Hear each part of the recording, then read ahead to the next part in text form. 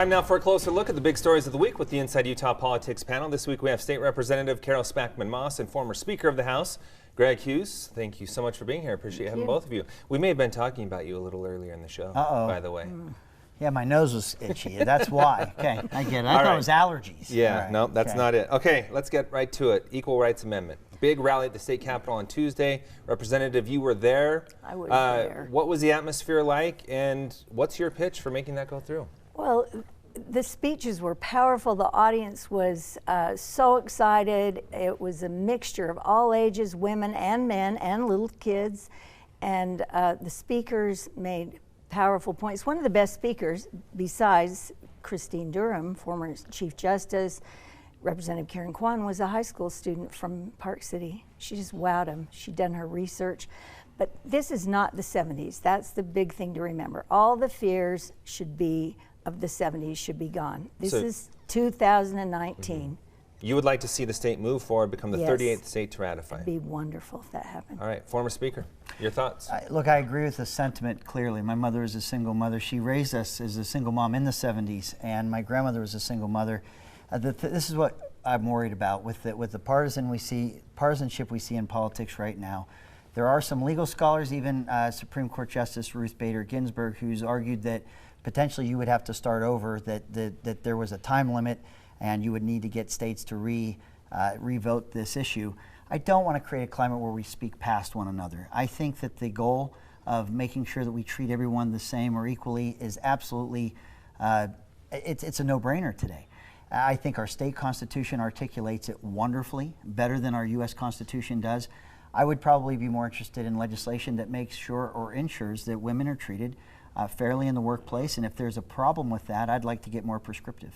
But they're not here in Utah. I mean, we have the biggest disparity in wages and gender of probably any state. I mean, Utah's way down there, and women work in Utah in high numbers. And it's time we address that, but it's not just that. It's the whole idea, and it's just a premise that maybe they'd have to start over. That's not absolute. We just need one more state, and it'll be done. You do make the mention that our Constitution already has this protection in it. However, as she points out, we do have the largest wage gap here in the country as well. So how do you combine those two? So I think that our culture, there's different cultures. I think you have, in some cases, women who are in the workforce, maybe leave the workforce, raise a family, come back into the workforce on a more frequent basis than men would. There's nothing wrong with that. But I think that would statistically change someone's career path or career earnings. But I will tell you this, I fundamentally believe that and I believe that there are issues that we need to make sure that we're very sensitive of maternity leave, or if you have children, being able to be there when you have a child, being able to get back into the workplace.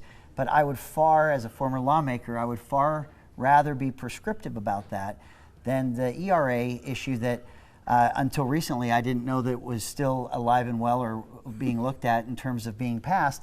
It might be symbolic, but I would rather see political capital spent on something more specific, that it would be impactful.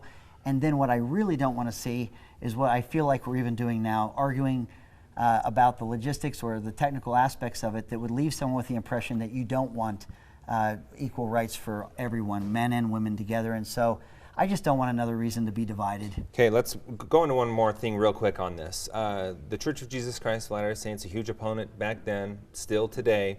A lot of that revolves around the abortion issue. Your thoughts there? Those are unfounded, in my view, and not just my view, but people in the legal profession.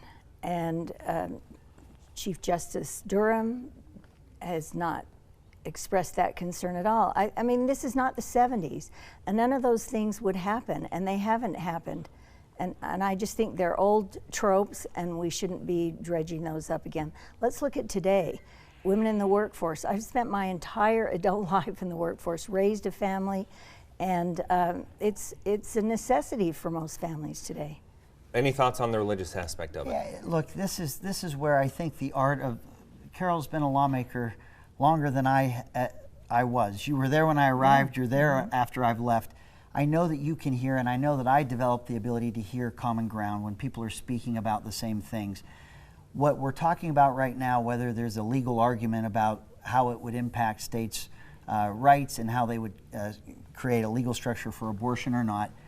I just don't want to keep having legal arguments over something that is intuitively and something that we would hear there's common ground. I would rather spend that political capital on areas that we agree, because I don't think this is a point of disagreement. I think we're just going to get down in the deep grass and argue some of these legal finer points that you can't really you can't conclude until you get to the highest court and hear a determination. And why? And we're starting to see abortion go that route anyway, getting up to the Supreme Court with different states making different moves. Let's move on to the impeachment process. We saw during the week the Democrats on the House Intel Committee releasing their report, basically stating that Trump placed personal and political interests above the U.S. Your thoughts on the report that we saw coming from Chairman Schiff? I think that the public hearings that were finally made available to the public and a greater transparency in those hearings coincided with polls that showed people were not as confident in this process. And I think the reason why is I think that the charges are spurious. I don't think there's anyone that testified in these public hearings that had any direct knowledge of the president demanding quid pro quo or whatever they're describing it as. Speaker Pelosi said a while ago that she would expect an impeachment process that would be bipartisan. And that certainly has been the case in the serious impeachment processes in the 1860s and the 70s with President Nixon and in the 90s with President Clinton. You don't have that here. You have a very partisan process, and I think that it doesn't rise to that level. And I can tell you, going back to our time as legislators, we would not exclude the minority party from an impeachment process, an initial vote to begin those processes. We would look for open hearings. The way we would conduct ourselves as a state legislature with that broad power of impeachment, I think would look very, very different than what you're seeing in Washington right now. Representative.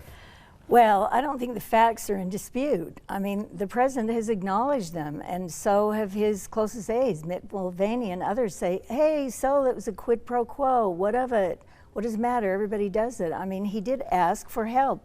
He asked for help for political purposes and interfering in money that had been authorized by Congress, and it was bribery for political purposes. He interfered with a foreign government. He asked them to interfere in our election. So I don't think the facts are in dispute, but as far as being bipartisan, I think that just reflects the way the country is right now. I wanted to talk about that because if we take a look at where this is going, it's likely the House is going to move forward with their vote, move on to the Senate where it's likely not to get the vote there. What is this doing to the country when we see this process play out? Look, it's to what Carol just said. I think the facts are absolutely in dispute. I think that I've read the transcript. I think that he mentioned the corruption and the concern he had with it. That the president of Ukraine said he didn't feel that he was being pressured. The money was received. So even the fact that two people and friends can hear the same exact information that's what I want to and talk come about. up with completely different Conclusions. conclusions. There's a complete divide. It's a worry. You kind of take a look at this and you wonder if you're watching two separate processes play out. So what impact is that having on the country?